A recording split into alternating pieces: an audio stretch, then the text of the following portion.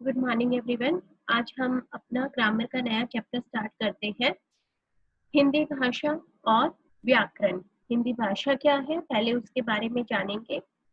व्याकरण क्या है, व्याकरण के मूल तत्व क्या है, उनके बारे में भी हम इस वीडियो के माध्यम से समझेंगे। ठीक है। भाषा क्या है? आप सभी, हम सभी एक समाज में रहते हैं और समाज में रहते हुए जब मनुष्य एक दूसरे को अपनी बातों को कह सकने में समर्थ होता है तो वह भाषा कहलाती है। ठीक है। मनुष्य एक सामाजिक प्राणी है और वह अपने विचारों भावनाओं को बोलकर ही व्यक्त करता है। भाषा को ध्वनि संकेतों की व्यवस्था भी माना जाता है। यह मनुष्य के मुंह से निकली हुई अभिव्यक्ति होती है। इसे विचारों के आदान प्रदान का एक आसान साधन भी माना जाता है। हम दूसरे शब्दों में अगर कहें तो भाषा क्या है? भाषा एक व्यक्ति द्वारा दूसरे व्यक्ति के सामने अपने विचारों को प्रकट करना और उसके विचारों को सुनना और समझना भाषा कहलाती है। मतलब विचारों का आदान प्रदान होना भाषा कहलाती है। संस्कृत भाषा को हिंदी भाषा की जननी माना जाता है, अर्थात संस्कृत भाषा से ही हिंदी भाषा की उत्पत्ति हुई है। ओके। और भाषा का लिखित आज भी संस्कृत में पाया जाता है, लेकिन मौखिक रूप मुख से घिस घिस कर अपना स्वरूप खो चुके हैं। आज हम उन्हें तद्भव शब्दों के रूप में जानते हैं जो कि संस्कृत से निकाले गए शब्द होते हैं। हिंदी भाषा को अपने अस्तित्व में आने के लिए बहुत समय लगा है। ठीक है। तो अगर भाषा की परिभाषा के बारे में जाना जाए तो हम क्या लिखेंगे कि भाषा शब्द को संस्कृत की भास धातु से लिया गया है, जिसका अर्थ होता है बोलना। हमारे भावों और विचारों की अभिव्यक्ति के लिए रूढ़ अर्थों में जो ध्वनि संकेतों की व्यवस्था प्रयोग में लाई जाती है उसे हम भाषा कहते हैं। दूसरे शब्दों में ऐसे भी व्यक्त कर सकते हैं कि भाषा वह साधन है जिसके माध्यम से हम सोचते हैं तथा अपने विचारों को व्यक्त करते हैं। जब हम अपने विचारों को लिखकर या बोलकर प्रकट करते हैं और दूसरे के विचारों को सुनकर या पढ़कर ग्रहण करते हैं तो हम उसे भाषा कहते हैं। आप इन तीनों में से कोई भी परिभाषा लिख सकते हो या तीनों का मिश्रण करके भी आप लिख सकते हो। मनुष्य कभी शब्दों, कभी सिर हिलाने या संकेत द्वारा भी अपने विचारों को अभिव्यक्त करता है। मनुष्य क्या करता है कि कभी कभी उनका मन नहीं होता कि बोलकर वो आंसर दे, तो कोई इशारे से, कोई संकेत से भी वो आंसर कर देता है। और हो सकता है दूसरे को वो कभी कभी समझ आ भी जाता है और नहीं भी आता। लेकिन जो हमारी भाषा किसे माना जाएगा? जो हम बोलते हैं या जो हम सुनते हैं, लिखते हैं। ठीक है। उन संकेतों को हम भाषा में काउंट नहीं कर सकते। ओके। तो इसीलिए हम क्या कहेंगे कि भाषा के दो भेद होते हैं, लिखित भाषा और मौखिक भाषा। लिखित जैसे कि स्पष्ट हो रहा है, लिखना, यानी कि जब हम दूर बैठे किसी व्यक्ति से अपनी बातें लिखकर व्यक्त करते हैं तो उसे लिखित भाषा कहते हैं। अच्छा, अभी क्या हम दूर बैठे, क्या अभी तो हम पास में भी बैठ के चैटिंग कर लेते हैं व्हाट्सएप वगैरह से। तो ये ऐसे नहीं लिख सकते कि हम दूर बैठे या, ठीक है, क्योंकि पहले ऐसा होता था कि हम पत्रों के माध्यम से ही अपना संदेश दूसरों तक पहुंचाते थे। इसीलिए इस परिभाषा में इस तरह से लिखा गया है कि हम दूर बैठे किसी व्यक्ति से अपनी बातें लिखकर। लेकिन आजकल तो संचार के इतने साधन हो गए हैं कि हम साथ बैठकर भी, लिखकर भी दूसरे को मैसेज टाइप करके अपनी बात कह सकते हैं। तो मतलब जो भी चीज हम लिखकर दूसरों तक संदेश पहुंचाते हैं वो लिखित भाषा कहलाती है। और लिखित भाषा हम कुछ देर के लिए परमानेंट अपने पास सेव कर सकते हैं, मतलब कुछ देर के लिए भी कर सकते हैं और परमानेंट भी कर सकते हैं। अगर हम थोड़े दिन बाद उसे डिलीट करना चाहें तो डिलीट भी कर सकते हैं। अगर या लेटर हमने लिखी है तो उस लेटर को फाड़ सकते हैं। ठीक है। तो मतलब एक तरह से अगर बोला जाए तो हम लिखित भाषा का जो रूप है, उसका अस्तित्व है, उसको सुरक्षित रख सकते हैं। ओके। और अगर दूसरे शब्दों में ये समझा जाए कि जब व्यक्ति किसी दूर बैठे व्यक्ति को पत्र द्वारा अथवा पुस्तकों एवं पत्र पत्रिकाओं में लेख द्वारा अपने विचार प्रकट करता है तब उसे भाषा का लिखित रूप कहते हैं, जैसे ग्रंथ, पुस्तकें, अखबार, पत्र पत्रिकाएं आदि। अब मौखिक भाषा कौन सी होती है? मौखिक म से बना है, आप ऐसे अंदाजा लगा सकते हो, म से शुरू हो रहा है तो म मतलब मुंह से, ठीक है। मुंह से जो निकल रही है, हमारे शब्द जो मुंह से निकल रहे हैं, भाषा निकल रही है, उसे हम मौखिक भाषा कहेंगे। जब हम अपने विचारों को बोलकर या सुनकर व्यक्त करते हैं, या तो हम कुछ बोल रहे हैं या दूसरे वाला उसे सुन रहा है, जैसे आप मुझे सुन रहे हो, मीन्स आप मौखिक भाषा का प्रयोग कर रहे हो, मैं बोल रही हूँ और आप सुन रहे हो, तो उसे हम मौखिक भाषा कहते हैं। मौखिक भाषा में मनुष्य अपने विचारों एवं मनोभावों को बोलकर प्रकट करते हैं। मौखिक भाषा का प्रयोग तभी होता है जब कोई श्रोता हमारे सामने हो।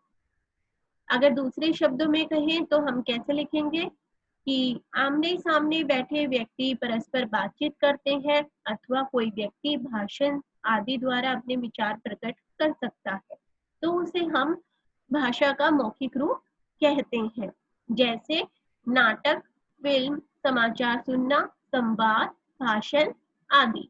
ठीक है।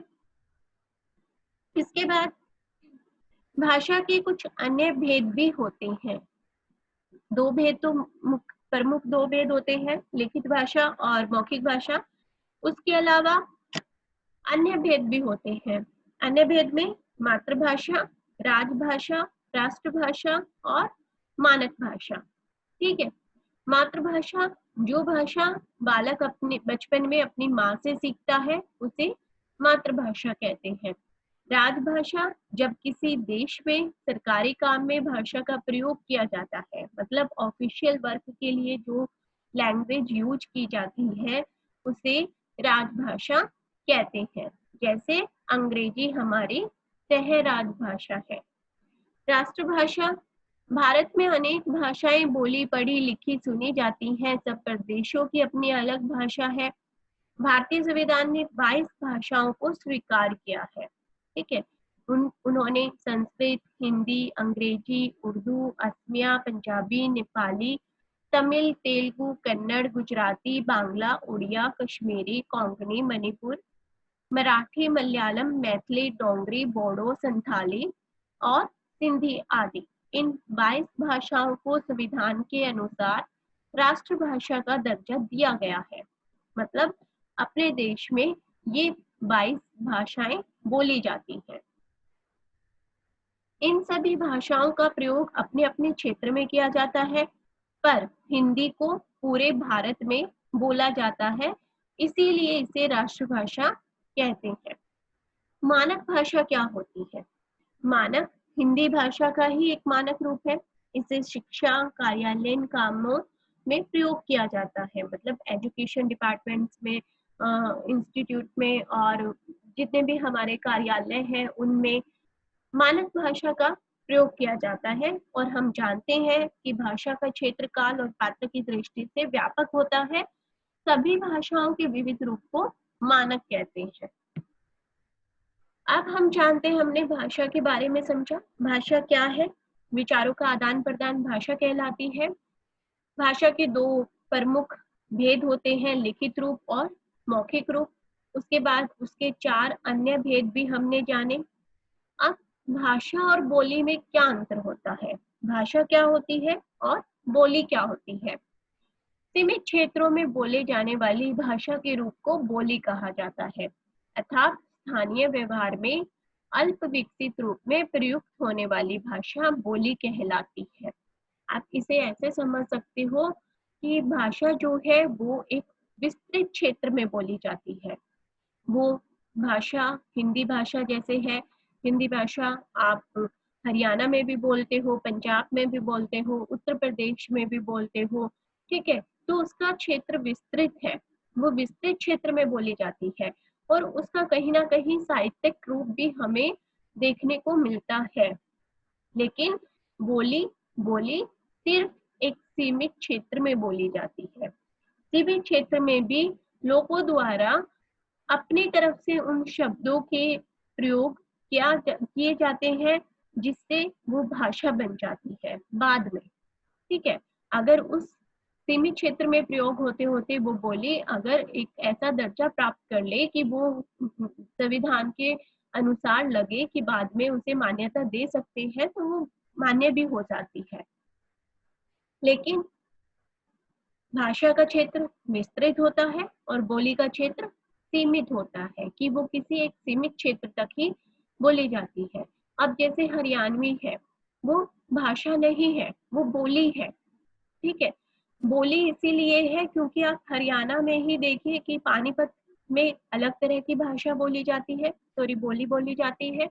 आप कैथल और कुरुक्षेत्र की तरफ चले जाओ, वहां की लैंग्वेज में डिफरेंस हो जाएगा। फिर आप इधर रोहतक हिसार की तरफ चले जाओ, वहां डिफरेंस आपको मिलेगा। मतलब कुछ कुछ एरिया पे, कुछ कुछ सीमित एरिया पे ही वो बोली बदलती जाती है, तो उसे हम भाषा नहीं बोलकर उसे हम बोली कहते हैं। और इसका साहित्य केवल मौखिक होता है, इसका साहित्य लिखित नहीं होता। ठीक है, आगे करते हैं लिपि। लिपि क्या होता है? किसी भाषा को लिखने के लिए जिन चिन्हों की जरूरत होती है उन चिन्हों को हम लिपि कहते हैं। ठीक है, लिपि भाषा का लिखित रूप होता है और इसके माध्यम से मौखिक रूप की ध्वनियों को लिखकर प्रकट किया जाता है। सारी भाषाओं के लिखने की लिपि अलग होती है। ठीक है, जिन जिन चिन्हों की हम जरूरत होती है, जिन भाषा को लिखते हुए जिन चिन्हों की हमें जरूरत होती है, जिन मात्राओं की हमें आवश्यकता होती है, उन चिन्हों को हम लिपि कहते हैं और लिपि भाषा का लिखित रूप ही होता है। ठीक है, अब हिंदी, संस्कृत, मराठी, इसकी लिपि कौन सी है? देवनागरी। पंजाबी की गुरुमुखी, उर्दू फारसी की फारसी, अरबी की अरबी, बंगला की बंगला, रूसी की रूसी, अंग्रेजी, जर्मन, फ्रेंच और स्पेनिश की रोमन लिपि है। अब देवनागरी लिपि के बारे में थोड़ा सा पढ़ते हैं।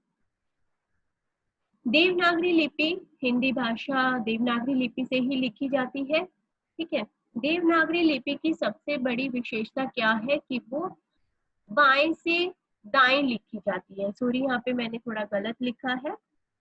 वो बाएं से लेफ्ट टू राइट लिखी जाती है। हर वर्ण का आकार समान होता है। जैसे कि आप ये वाक्य देख सकते हो, ये वाक्य में सभी वर्णों का एक समान लिखा गया है, सभी वर्णों को। ठीक है, और वो सबसे बड़ी बात क्या होती है कि हर अक्षर के ऊपर, हर शब्द के ऊपर एक शिरोरेखा लगाई जाती है। ठीक है, आप इंग्लिश का कोई वर्ड लिखते हो तो उसके ऊपर कोई शिरोरेखा तो नहीं लगाते। हिंदी में जब भी आप लिखोगे या संस्कृत में लिखोगे तो हर अक्षर से ऊपर, हर अक्षर के ऊपर एक शिरोरेखा लगाई जाती है। ठीक है, वो एक देवनागरी लिपि की विशेषता होती है। समझ आया होगा इतना? आगे करते हैं कि व्याकरण और भाषा का क्या संबंध है। जो भी हमारी कोई भाषा होती है उसका कहीं ना कहीं कि हम वाक्यों को किस तरह से प्रयोग किया करें, वाक्यों को किस तरह से हम लिखें। ठीक है, तो उसके पीछे कहीं ना कहीं हमारे व्याकरण के नियम ही होते हैं। उन व्याकरण के नियमों के अनुसार ही हमें वो वाक्य लिखने होते हैं। ठीक है, कि कोई भी व्यक्ति व्याकरण को जाने बिना भाषा के शुद्ध रूप को नहीं लिख सकता या सीख सकता। इसी वजह से भाषा और व्याकरण का बहुत गहरा संबंध होता है। कोई भी वाक्य लिखने से पहले हमें ये जरूरी होता है, पता होना चाहिए कि इंग्लिश का सेंटेंस बना रहे हैं तो वो कैसे बनेगा, हिंदी का वाक्य बना रहे हैं तो वो कैसे बनेगा। और व्याकरण भाषा को उच्चारण, प्रयोग, अर्थों के रूप को निश्चित करता है। अगर व्याकरण के अंग देखे जाएं तो व्याकरण के अंग कौन से हैं? वर्ण विचार, शब्द विचार, पद विचार और वाक्य विचार। वर्ण विचार, वर्ण विचार क्या होते हैं? इस विचार में वर्णों के उच्चारण, रूप, आकार, भेद, वर्णों को मिलाने की विधि, लिखने की विधि बताई जाती है। ठीक है, एक एक करके हम इसको डिफाइन करेंगे अभी आगे। वर्ण किसे कहते हैं? सबसे पहले हम वर्ण लेते हैं। वर्ण क्या होता है? भाषा की वह छोटी से छोटी ध्वनि जिसके टुकड़े नहीं किए जा सकते, उन्हें हम वर्ण कहते हैं। जब हम कुछ बोलते हैं या जब हमारे मुख से जो ध्वनियों का उच्चारण होता है, इन ध्वनियों को जब हम लिखित रूप देते हैं तब इन्हें वर्ण कहा जाता है।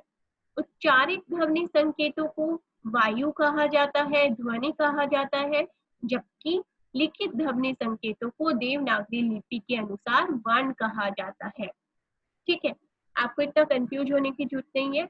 आप सिर्फ इतना समझो कि वर्ण क्या होता है। वर्ण भाषा की वह सबसे छोटी इकाई होती है जिसके हम टुकड़े नहीं कर सकते, जिसकी टुकड़े नहीं किए जा सकते। ठीक है, उसे हम वर्ण कहते हैं, जैसे ए, आ, ई, क, ख, ग आदि। ठीक है, अब मान लो एक हम शब्द बनाते हैं, जैसे भारत। तो भारत में भ के नीचे हलंत आ जाएगा, अ अलग हो रहा है, उसमें आ अलग हो जाएगा। ठीक है, आगे अभी वो समझाती हूँ कैसे आपको अलग करना है, कैसे बताना है। अब हम करते हैं कि हिंदी के उच्चारण की दृष्टि से वर्णों की संख्या 45 है, 35 व्यंजन है उसमें और 10 स्वर है। ठीक है, 35 व्यंजन है, मतलब क ख ग घ, 10 स्वर है, लेकिन लेखन की दृष्टि से 52 है। 52 में से 39 व्यंजन है और 13 स्वर है। हिंदी भाषा में प्रयुक्त सबसे छोटी ध्वनि वर्ण कहलाती है। यह मूल ध्वनि होती है, इसके और खंड नहीं किए जा सकते। ठीक है, और प्रत्येक भाषा की अपनी एक वर्णमाला होती है। वर्ण के प्रकार, अगर हम वर्ण के प्रकार समझें तो क्या कौन से होते हैं? स्वर और व्यंजन। अब स्वर क्या होता है? ठीक है, आप बचपन में सबसे पहले स्वर सीखते हैं हिंदी में, ए, आ, ई। तो वो होते क्या है, उनके बारे में जानना है हमें।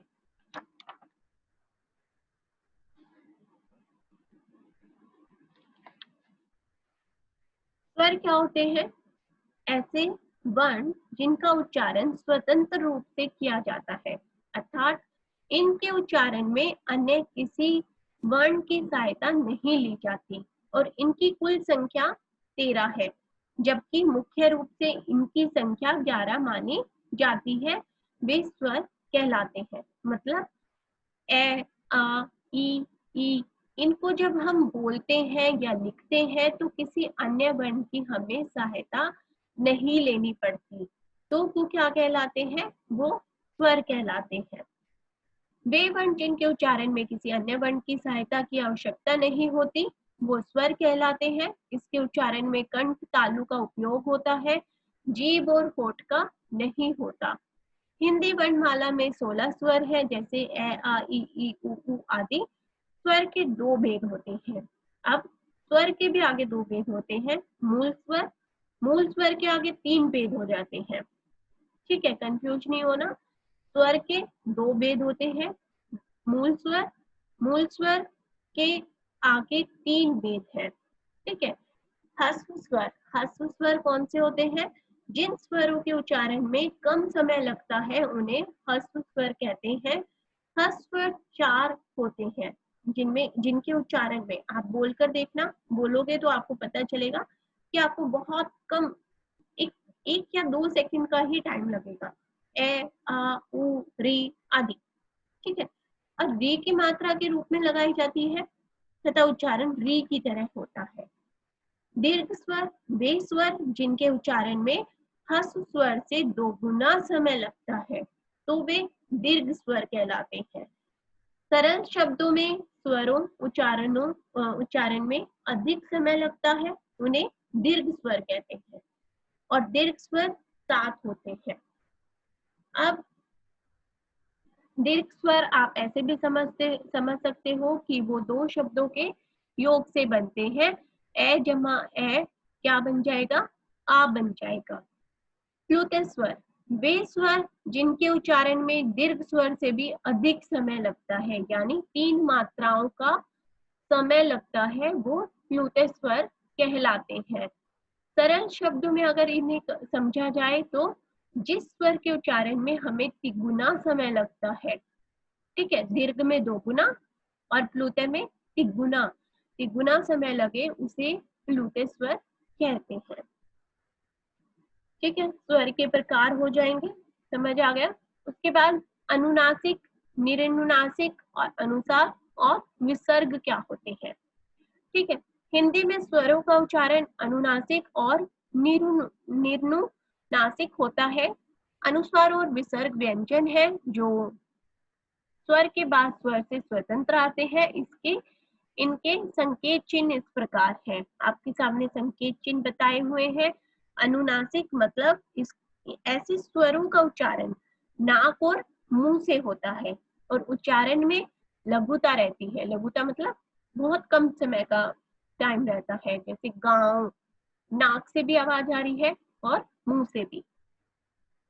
अनुस्वार मतलब यह स्वर के बाद वाला व्यंजन है जिसकी ध्वनि नाक से निकलती है, जैसे अंगूर, ठीक है, अंगद, यह स्वर के बाद आएगा।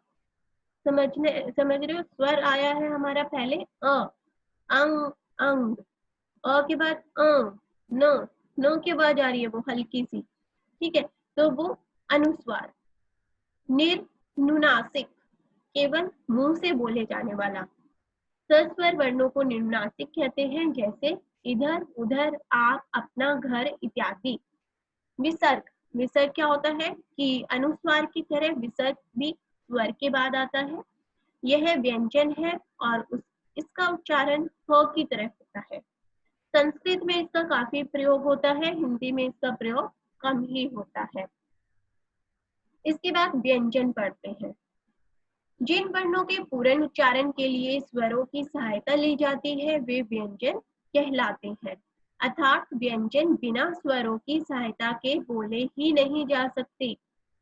स्वर जिसमें किसी वर्ण की सहायता नहीं लेनी पड़ती और व्यंजन जिसमें बिना किसी सहायता के वो बोले ही नहीं जा सकते। ठीक है, व्यंजन के 3 भेद है। स्पर्श व्यंजन, स्पर्श का अर्थ होता है छूना।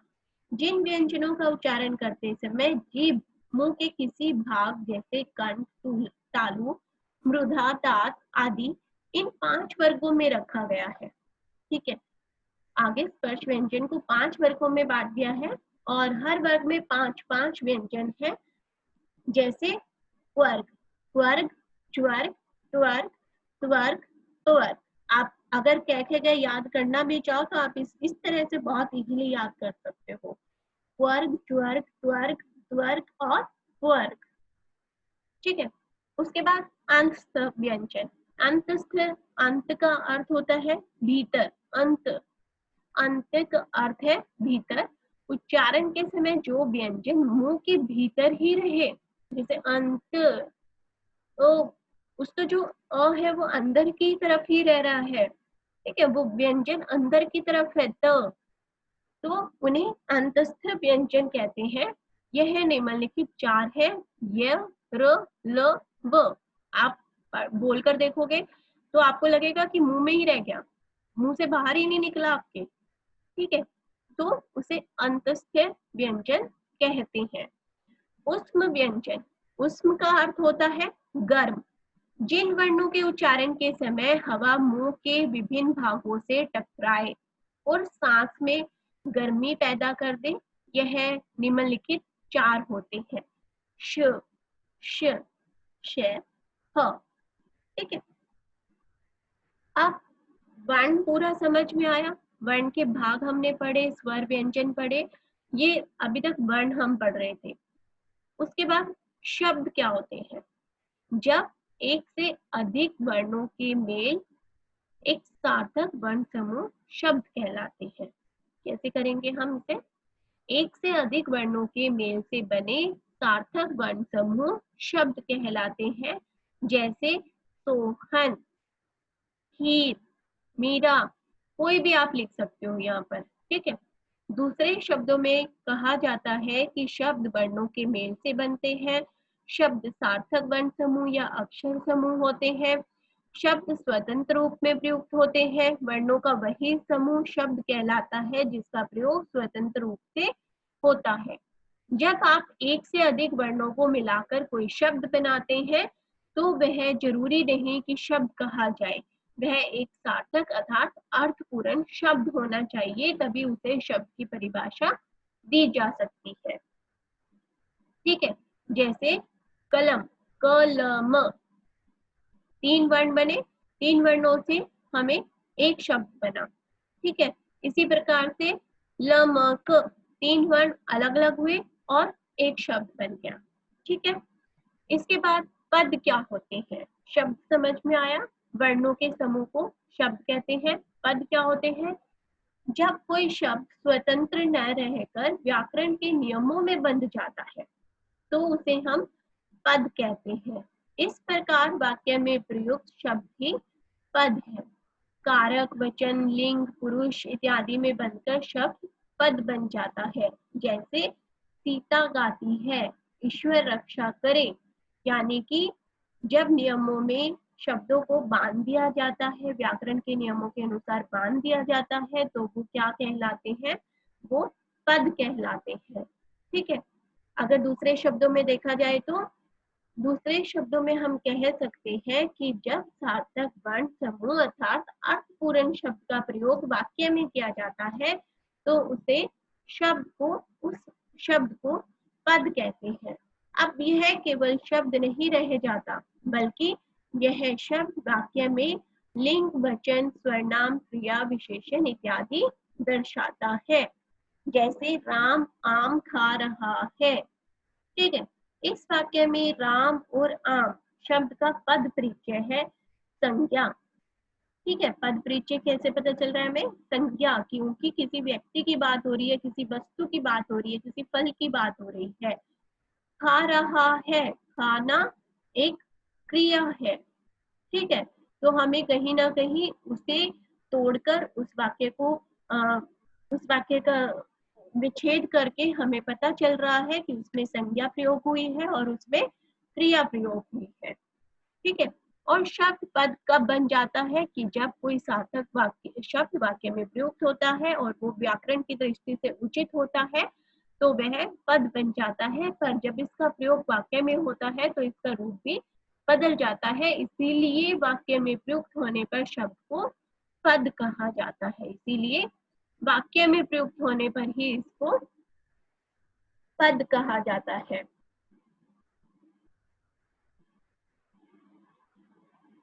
ठीक है, शब्द और पद में हम अंतर भी समझ लेते हैं। शब्द वर्णों की स्वतंत्र एवं सार्थक इकाई है। ठीक है, और पद वाक्य में प्रयुक्त शब्द है। शब्द का मात्र अर्थ परिचय होता है, या मतलब हमें उसे केवल अर्थ कुछ समझ आता है, मीनिंग समझ आता है, जबकि पद क्या है, वो उसका एक व्याकरणिक परिचय होता है। ठीक है, क्योंकि हमें उससे पता चल रहा है कि उसमें संज्ञा भी है, सर्वनाम भी है और क्रिया भी है। ठीक है, शब्द सार्थक और निरर्थक दोनों होते हैं, लेकिन पद वाक्य में अर्थ का संकेत देता है। शब्द का लिंग, वचन, कारक, क्रिया से कोई संबंध नहीं होता, जबकि पद का लिंग, वचन, कारक तथा क्रिया से संबंध होता है। ठीक है, इस वीडियो के माध्यम से हमने क्या क्या सीखा, भाषा सीखी। ठीक है, भाषा क्या होती है, भाषा के रूप सीखे। उसके बाद हमने व्याकरण और भाषा को जोड़कर बताया, और स्वर क्या होते हैं, व्यंजन क्या होते हैं, फिर उसके बाद वर्ण विचार हमने जाना पूरा, उसके बाद शब्द क्या होते हैं और पद क्या होते हैं। उम्मीद करती हूँ आपको पूरा टॉपिक अच्छे से समझ आ गया होगा। Thank you.